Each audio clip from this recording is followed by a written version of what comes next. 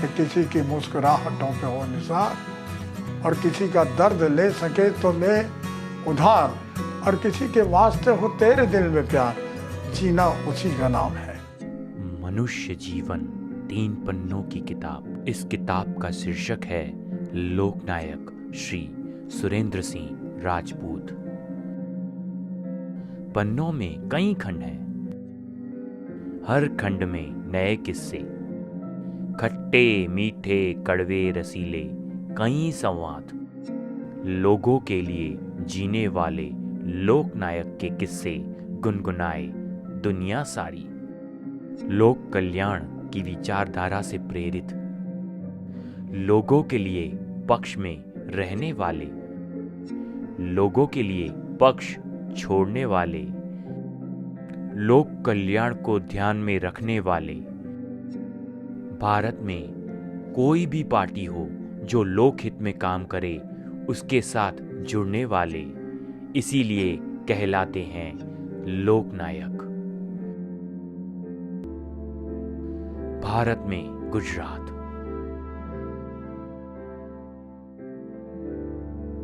गुजरात में अहमदाबाद, अहमदाबाद में कस्तूरबाई की चाली में जन्मे श्री सुरेंद्र सिंह। देशभक्त और स्वतंत्र सेनानी पिता श्री नेत्रपाल सिंह और माता श्री ज्ञानवती देवी के पुत्र सुरेंद्र सिंह। सुरेंद्र जी के पिताजी अखंड भारत के लायलपुर से अहमदाबाद आए और यहाँ मिल में काम शुरू किया। बचपन से ही लोगों के लिए काम करना, उन्हें मदद करना संस्कारों में था। लोगों की मुश्किलों को देख कोई भी समय उनको मदद करने के लिए खड़े रहना, वही सीखा और वही किया। ये टेक्सटाइल उद्योग का मैनचेस्टर गिना जाता था एशिया का, अहमदाबाद। तो उन्होंने अपना काम मिल के अंदर शुरू किया। मिल की मशीन को चलाते थे। मिल की मशीन चलाते और फिर उसमें वह ऐसे तैयार हुए कि उसी मिल के अंदर वो मुकर्दम बने, सुपरवाइजर बने। मेरे दादा हरिशन सिंह और उनके पिता श्री नेत्रपाल सिंह जी दोनों अच्छे मित्र रहे, तो उसके वजह से हमारा फैमिली रिलेशन था। प्रभु सेवा, शंख वादन, नियमित प्राणायाम, योग, इन सब की प्राथमिकता हमारे दादा के समय से, हमारे पिताजी के समय से। माता ज्ञानवती देवी ने सुरेंद्र जी को बचपन से ही प्रेम, करुणा और लोगों की मदद करना सिखाया। मेरी माता का रोल जैसे जीजाबाई का रोल था, और कितने ही इतिहास आपने माताओं के देखे होंगे, उसमें से एक रोल है उनका नाम है ज्ञानवती देवी। हमारी जो चारों तरफ से लोकप्रियता बढ़ी, उसमें अहम रोल माता का है।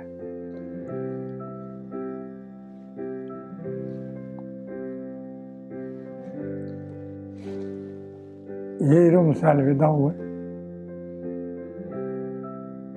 माता पिता ने, यहाँ से आखिरी विदाई ली।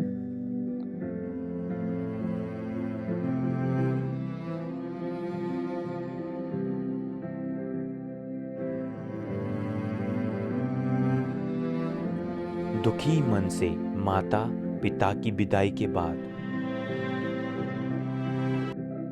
सुरेंद्र जी के हृदय में माता और पिता के संस्कार के मूल्यों का गहरा प्रभाव पड़ा, और वही मूल्यों का प्रभाव उनके पूरे कार्यकाल में रहा। और पिता के नाम पर इंस्टीट्यूट बनाई, एनआर इंस्टीट्यूट। इस इंस्टीट्यूट द्वारा 500 से अधिक विद्यार्थियों को विद्यादान दिया जाता है।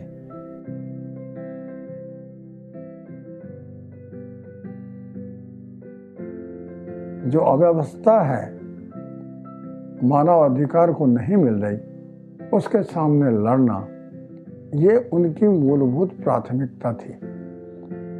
ये प्राथमिकता होने के कारण हमारे अंदर उन गुणों का पदार्पण बचपन से ही शुरू हुआ कि इंदुलाल याज्ञिक यहाँ पर कर्मठ मिल कामदारों के नेता थे, अच्छे विचारशील व्यक्ति थे। उन्होंने 8 घंटे की ड्यूटी लेबर को मिले और उनके हकों का पैसा उन्हें मिले, वो मोमेंट चलाई। और उस मोमेंट की मीटिंग हमारे घर के सामने चामुंडा का मैदान था। जैसे ही वो मीटिंग पूरी करते, कामदारों के अंदर अपने हकों की लड़ाई के लिए मैदान में उतरकर और तोड़फोड़ शुरू हो जाती। पुलिस आती, टीयर गैस छूटते, लाठीचार्ज होते। एक तरफ माता पिता के मूल्य, दूसरी तरफ चाली के लोगों का संघर्ष और उसमें इंदू चाचा की सभाओं के शब्द का असर। सुरेंद्र राजपूत से मैं मिला तब करीब 10-11 साल का था। हम लोग रखियाल इंडिया हाई स्कूल में साथ में पढ़ते थे और तब सुरेंद्र भाई की उम्र करीब 12-13 की रही होगी। और सुरेंद्र भाई ऐसा तो बॉर्न लीडर है। मैं जब से देखा तब से देख रहा हूँ उनको कि स्कूल में वो हमेशा लीडर के रोल में ही रहते थे। क्लास के मॉनिटर थे और सबको इकट्ठा रखते थे, सबका ध्यान रखते थे। पढ़ने की शुरुआत हुई तो पहली किताब हमने आसारवा के स्कूल में, हिंदी स्कूल में दाखिला मिला, वहाँ पे शुरुआत की और वहाँ से म्यूनसिपालिटी कॉरपोरेशन की उस स्कूल के अंदर पहला अभ्यास शुरू हुआ। म्यूनसिपल कॉरपोरेशन की स्कूल में 4 तक की पढ़ाई की और 4 पढ़ाई करने के बाद 5वें में हिंदी हाई स्कूल रखियाल के अंदर हम लोग गए। स्कूल में जब हम लोग 11th में थे साथ में, तो हमारे ट्रस्टी श्री बनारसी पहलवान बहुत बड़े व्यक्ति थे और उनका बहुत बड़ा नाम था और उन्होंने कुछ स्टूडेंट के खिलाफ अन्याय का काम किया। तो मुझे याद है सुरेंद्र भाई ने उसमें सब विद्यार्थियों को इकट्ठा किया और उनको घेर लिया और उन्होंने फिर वो स्टूडेंट के खिलाफ जो कानून बनाया था उसे वापस ले लिया। तो स्कूल में भी सुरेंद्र भाई हमेशा लीडर थे। बचपन से ही कामदारों के बीच पले बड़े छोटे सुरेंद्र को उनका दुख अपना सा लगता और यहीं से लोक कल्याण के बीज अंकुरित हुए। तो मैं भी धीरे धीरे कामदारों के प्रति सहानुभूति, जो एक ब्लड का रिलेशन था, वो होता गया और उनकी वैचारिक भूमिका के ऊपर हाई स्कूल से, क्योंकि हाई स्कूल में स्कूलों के अंदर मॉनिटर रहा, 11वीं क्लास के अंदर हाई स्कूल के अंदर जीएस बना। उसके बाद इन मोमेंटों के अंदर मैं पढ़ता गया और ऐसी मोमेंटों में मुझे काम करने का आनंद सविशेष मिलता था। कॉलेज में भी वो हमेशा सीआर रहे, कॉलेज के जीएस रहे, यूनिवर्सिटी के सेनेट मेंबर रहे, वेलफेयर बोर्ड के मेंबर रहे और सिर्फ उनके ही कॉलेज नहीं, अहमदाबाद के सारे कॉलेजों के काफी उनके बहुत बड़ा स्कूल कॉलेज में ग्रुप सर्कल हुआ करता था। जैसे ही कॉलेज में गया तो मुझे एक सब्जेक्ट और इसी तरह का मिल गया। यहाँ कामदारों के साथ में बैठकर चर्चा करना, उनका एकता बनाना उनके हकों के लिए लड़ना। कॉलेज में जाते के साथ ही वहाँ पर सरदार कॉलेज थी, मैं जीएस बन गया। जीएस बनते के साथ ही नवनिर्माण की शुरुआत हुई। 74-75 में નવનિર્માણ આંદોલન પછી અમે સાથે કામ કરવાનું ચાલુ કર્યું અને કોંગ્રેસમાં નવનિર્માણ પછી સુરેન્દ્રભાઈ કોંગ્રેસમાં જોડાઈ ગયા, યુવક કોંગ્રેસમાં काम करता થયા। पहले से ही लोक सेवा करने के लिए तत्पर सुरेंद्र जी ने कॉलेज काल में कई आंदोलन किए। उनमें से नवनिर्माण आंदोलन में वो आगे रहे और जिंदा समाधि लेने तक पहुंच गए। नवनिर्माण मूवमेंट के अंदर हम लोग सक्रिय हुए। हमारे मित्रों ने कहा कि भाई अपने एक काम करते हैं, जिंदी समाधि किसी ने नहीं ली नवनिर्माण मूवमेंट में, हम जिंदी समाधि लेते हैं।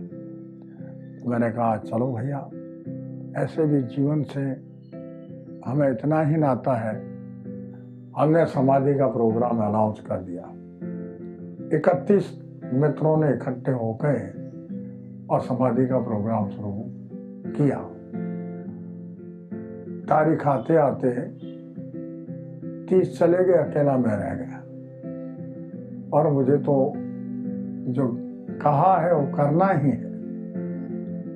मैंने 24 कलाक के पहले उपवास रखे कॉलेज के सामने और फिर 24वें कलाक पर 11 बजे मुझे हाजिर होकर समाधि लेनी थी। और समाधि के दिन मैंने खड्डा खोदा, पुलिस आ गई, चारों तरफ से घेर लिया। चारों तरफ से 1 किलोमीटर तक पुलिस का जब्ता रहा। वहाँ के पुलिस इंस्पेक्टर झाला जी थे, उन सब ने इकट्ठे होकर घेर कर शुरुआत हुई और पुलिस ने वहाँ पर लाठीचार्ज, अश्रुवायु के गैस छोड़कर सबको, प्रजा को हटाकर हमको अंदर से निकाल के और पुलिस की गाड़ी में डाल दिया। सभी मित्र इकट्ठे होकर आए और गाड़ी में चले। बाकी रह गए, उन सबको पुलिस ने इधर उधर किया। और ऐसे समय पर सारे गुजरात में हवा फैल गई कि जीवती समाधि जो ले रहे थे उनको पुलिस ने धरपकड़ की। अहमदाबाद बंद हुआ, गुजरात में असर अच्छी हुई उसकी, और हमको उठाकर शाहीबाग के स्टेडियम के अंदर उन लोगों ने, पुलिस वालों ने डाल दिया।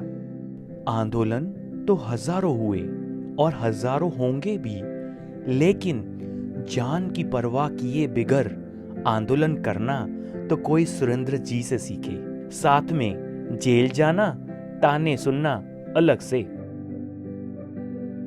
फिर भी लोगों के लिए वो डटे रहे और एक लीडर के रूप में दर्ज हुए और आगे म्युनिसिपल कॉर्पोरेटर का चुनाव लड़ा। हमारा काम चालू रहा।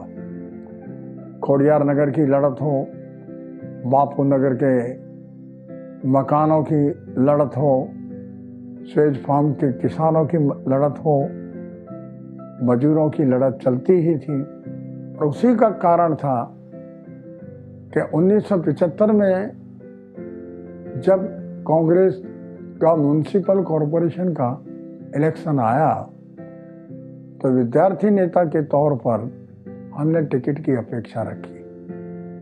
हम टिकट लेने का प्रावधान जब हुआ, हितेंद्र भाई देसाई जो नेता थे वो जुड़े, उनके साथ जुड़कर हमने अपना प्रयत्न किया।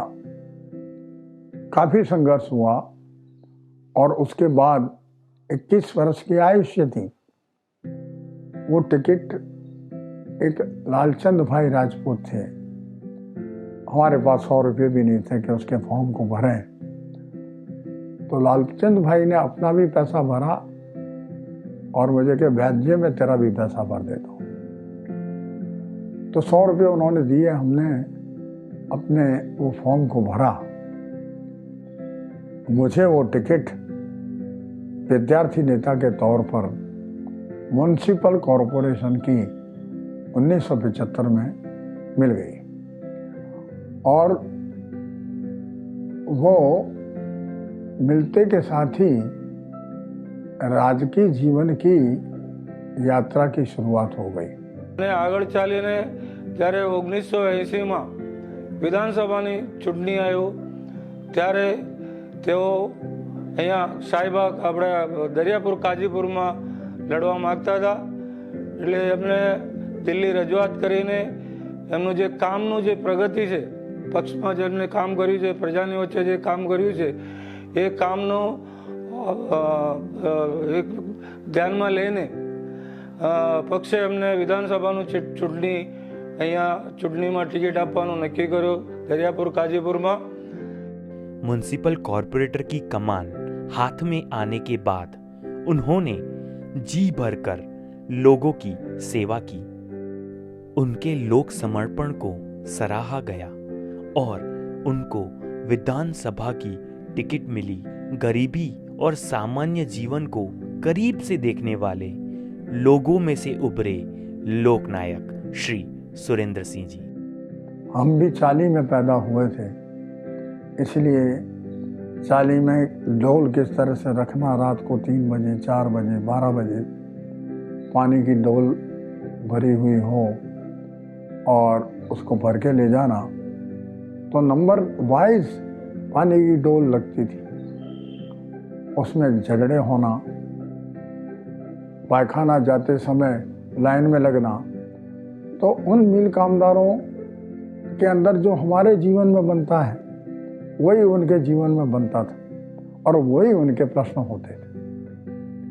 तो गांधी जी ने, सरदार ने जो एक परंपरा प्रभात फेरी की रखी थी, उसका मूल कारण ही ये था कि प्रजा के बीच में जाकर लोक संपर्क करके तुम उनकी संवेदनाओं को जानो। देश के सर्वोत्तम लीडर गांधी जी और सरदार का अनुकरण करके एकलव्य की तरह सीखा है, जैसे उन्हीं के नक्शे कदम पर चलते। जैसे वो प्रभात फेरियां करते, सुरेंद्र जी ने भी प्रभात फेरियां शुरू की। सबके काम आने वाले, सबके काम समझने वाले श्री सुरेंद्र जी को मिली भाई साहब की उपाधि। लोगों के बड़े भाई बनकर लोगों की मदद की। कितने लोगों की हेल्प, कितने लोगों को उन्होंने सपोर्ट, आज भी कभी भी 24 आवर्स वो हमेशा लोगों के लिए अवेलेबल रहते हैं। And for the lowest strata of people, कोई उसके अंदर इकोनॉमिक कंसिडरेशन, कोई गोरा काला, कोई कास्ट, कोई रिलीजन, नथिंग। जस्ट उनके पास कोई भी हेल्प लेने के लिए जैसे ही वो पहुंचता है वो सॉल्यूशन के साथ ही जाता है। ये मैंने मेरे 8 सालों में 10 सालों में एक्सपीरियंस किया है उनके साथ, और ये हमेशा से हमारा प्रेरणा स्रोत रहेंगे।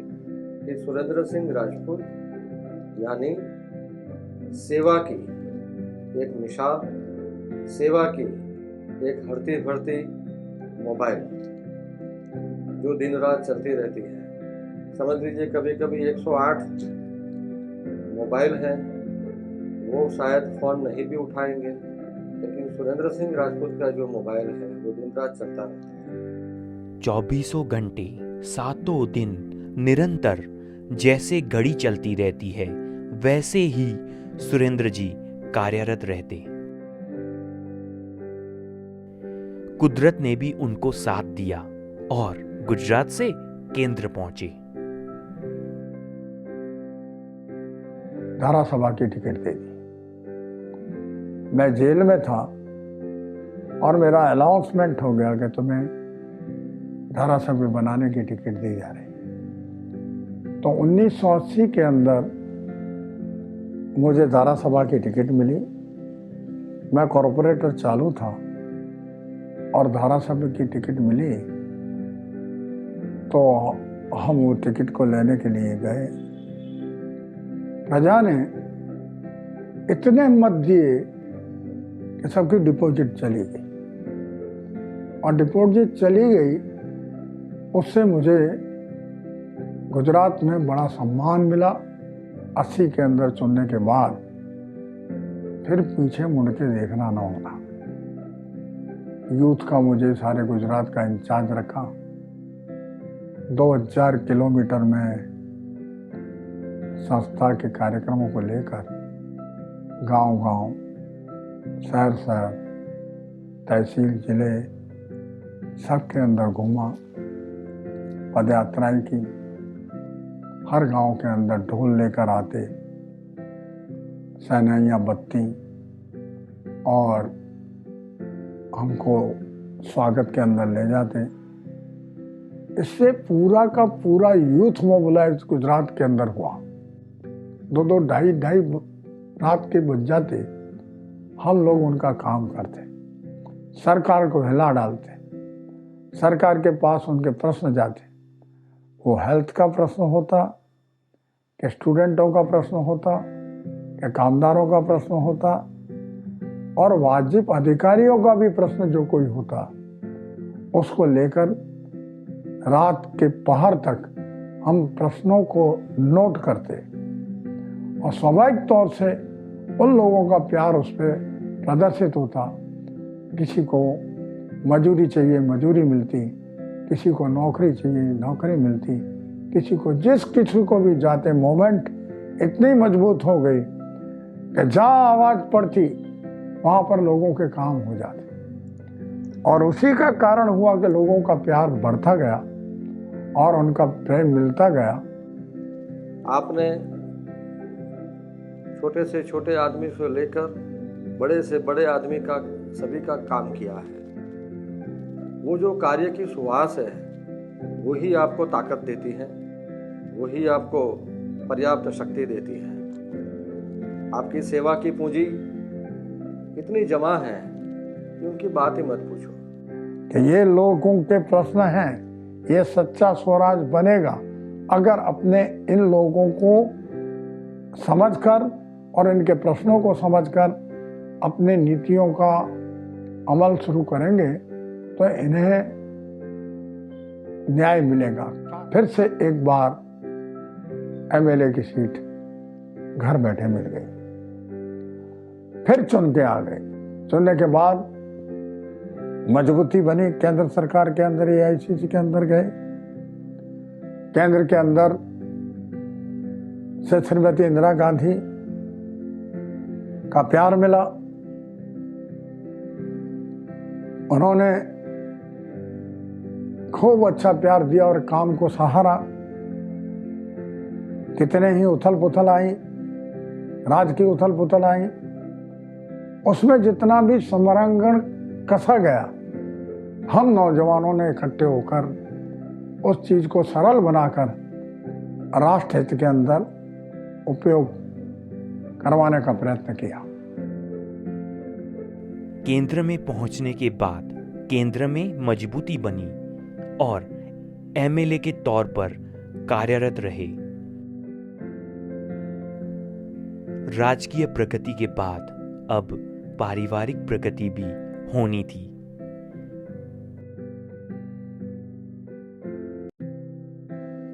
उन्नीस 1982 के अंदर शादी का प्रस्ताव आया। 30 वर्ष की उम्र, अकेला लड़का। माता पिता ने बोला ये तो करना ही पड़ेगा। तो 3 बहनों की शादियां की। फिर अपनी शादी का मौका मिला। पॉलिटिकल घर में शादी करनी थी तो पहले मुझे वही लगा कि पता नहीं किस तरह से सेट हो पाएंगे, नहीं हो पाएंगे। फिर सोचा चलो अब कर ही लेते हैं। तो हमारी शादी हुई, मैं यहाँ घर पर आई तो मेरे सास ससुर थे और मेरे हस्बैंड और मैं, हम लोग 4 लोग थे। वो भी मित्रों ने इकट्ठे होकर घोड़े पे चढ़ा दिए। वो भी शादी हो गई। अच्छी लड़की आ गई, खूबसूरत लड़की आ गई। अच्छा जीवन वो भी चला और 3 बालकों का जन्म हुआ। और एक ऐसा व्यक्तित्व है जिसने अपने दुश्मनों का भी डंके की चोट पे काम किया है। कि ऐसा नहीं है कि तेरे साथ मेरी दुश्मनी और आज तुझे तकलीफ है, तू मेरे दरवाजे पे आया है तो इसका मतलब कि दुश्मनी तो वैसे ही कहीं कोसों दूर चली गई, पर एक इंसानियत के नाते अगर तू मेरे दरवाजे पे आया है और मुझसे कुछ चाहता है तो मेरा फर्ज है कि मैं तेरे को उसके अंदर मदद करूं। मेरे से बनता जो होता है मैं करूं। हमेशा मम्मी पापा हमारे हमेशा एक बैकबोन रहे हैं और उनको ही देखकर हम आगे बढ़ते रहेंगे। इस स्टेट में इतने लोग हैं जो ऑब्लाइज्ड है उनसे, ही इज लाइक, और हमारे वो आपके तो फादर है लेकिन वो हमारे भी, हम भी उनको अपना फादर मानते हैं ऐसे। युवाओं के आदर्श ऐसे लोक नायक घर में भी आदर्श हैं और वही संस्कार और मूल्यों की विरासत को उन्होंने आगे बढ़ाया। कभी कभी तो इनका ऐसा होता था कि शाम के 6 बज जाते थे, शाम के 6 बजे तक भी इनको दूध भी नहीं पिया होता था, कुछ भी नहीं। और मैं इनसे बोलती थी कि भाई आपका इस तरह से तो हेल्थ ख़राब हो जाएगी, थोड़ा ध्यान दो। तो बोलते नहीं नहीं, मैंने तो नींद और भूख पे तो विजय पा ली है, मुझे ना नींद आती है ना भूख लगती है, बस मेरा सिर्फ एक ही है कि लोगों का काम करना। राजकीय तरीके से मैं ये पदयात्राएं करता, ये करता, ये संघर्ष करता, जेलों में जाता, ये सब होता। उसके बावजूद भी निशा देवी ने कभी उस चीज का अपने आप के अंदर चेहरे के ऊपर मायूसी आने नहीं दी। जो भी पापा ने मेहनत की है, जो चीज़ की है, वो आज हम घर से बाहर निकलते हैं तो हर बोलते हैं हर सड़क पे तुम जिससे भी मिलो, हम रियलाइज कर पाते हैं कि ये टाइम कहाँ गया है, कहाँ ये मेहनत की है, वो हम सब देख पाते हैं। मितेश से बात होना शुरू हुई शादी पक्की होने के बाद, तो वो बताते थे, सभी के बारे में बताते थे। तो मैं हमेशा उनसे पापा की हेल्थ के बारे में पूछती थी, तो वो हमेशा बोलते थे कि ठीक है रवीना। और डायलिसिस के बाद पापा हमेशा काम के लिए चले जाते थे, तो मैं उनसे हमेशा पूछती थी कि डायलिसिस के बाद कौन काम पे जाता है, मतलब सब लोग आराम करते हैं। जितना मैंने देखा है, सब लोग डायलिसिस पे जो लोग होते हैं तो वहाँ से आने के बाद आराम नहीं होते हैं, बट पापा हमेशा काम के लिए चले जाते थे। तो मैं उनसे हमेशा बोलती थी कि इतनी एनर्जी आती कहाँ से है। मैं उनको बॉम्बे देखने गया था, उनके अपने जब उनका हार्ट का ऑपरेशन था, ऐसा लगता ही नहीं था कि भी किसी बीमार आदमी के पास हम लोग आए हैं। मतलब वो तीनों दोस्त पुराने हैं, मतलब, और वो बैठे जब तो इतनी अच्छी तरह से बातें कर रहे थे और शेर शायरी और हंसना हंसाना, ऐसा लगे ही नहीं कि भी इनका कल ऑपरेशन होने वाला है। मैंने बताया मेरा कार्यक्रम पूरा हुआ बेटा, आज मुझे मुक्त करो। भारत में आत्मा ही जाती है, शरीर ही यहाँ रह जाता है, कहीं जाके और काम करूँगा। आज हार्ट और किडनी की तकलीफों ने शरीर को जकड़ के रखा है, पर मनोबल पक्का है। कोरोना हो या कोई और मुश्किलें, फिर भी लोगों के लिए वो कार्यरत हैं। आज भी एक दिन डायलिसिस के लिए और एक दिन ऑफिस के लिए, एक दिन डायलिसिस के लिए और एक दिन ऑफिस के लिए, लोक कार्य, लोक सेवा के लिए वो आज भी कार्यरत हैं। आज भी डायलिसिस ले रहा हूँ और न मालूम क्या क्या करने का शस्त्रक्रिया बाकी है, 80 घा लगे हुए। फिर भी मुझे ऐसा लगता है कि अभी भी एक नौजवान की तरह मैं उठकर खड़ा हो सकता हूँ और समाज को संवेदना दे सकता हूँ कि आज भी मैं जिंदा हूँ।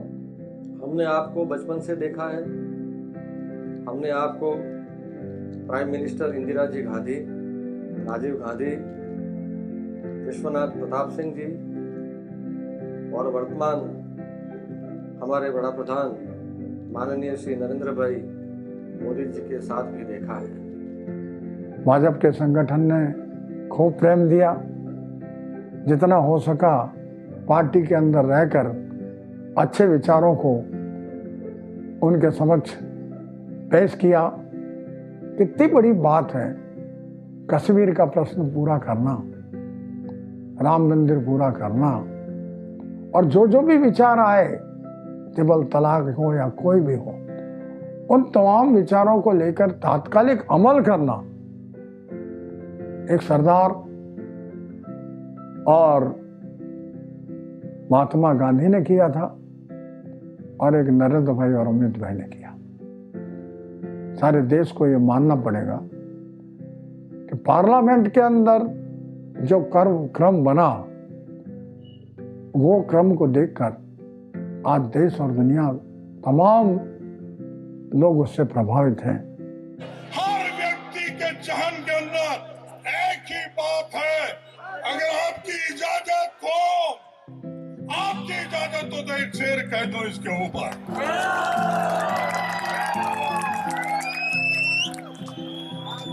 किसी ने बहुत सच कहा है, ये दलालों की पार्टी नहीं है,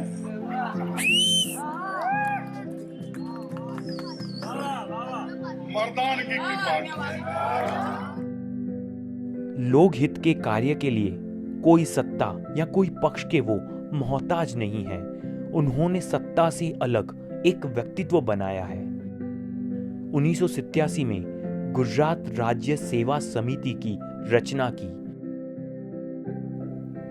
यहाँ महिला, बालकों, युवाओं और अन्य वर्ग के लिए वो कार्य करते हैं।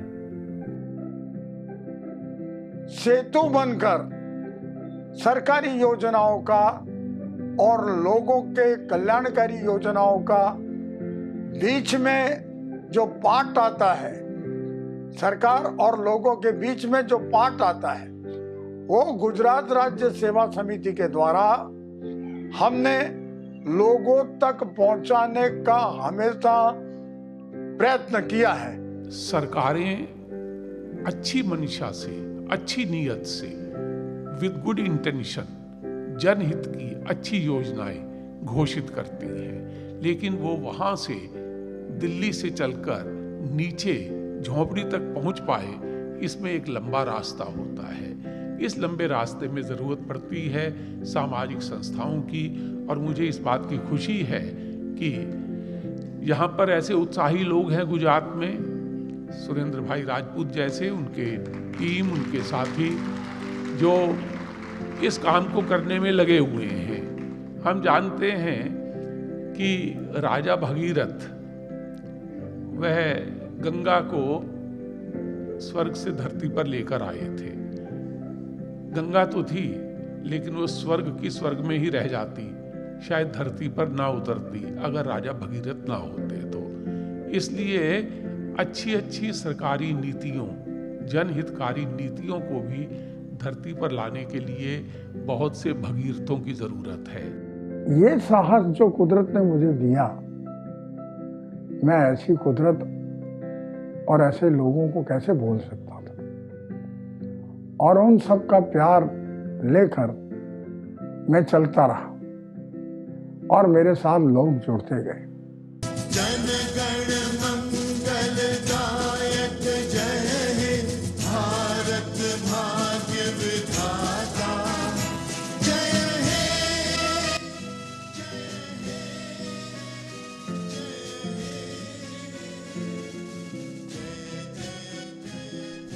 सुरेंद्र जी, जिसने कोई सत्ता की राजनीति नहीं, जनता की सेवा की, ऐसे कर्मयोगी श्री सुरेंद्र सिंह राजपूत सच्चे लोकनायक।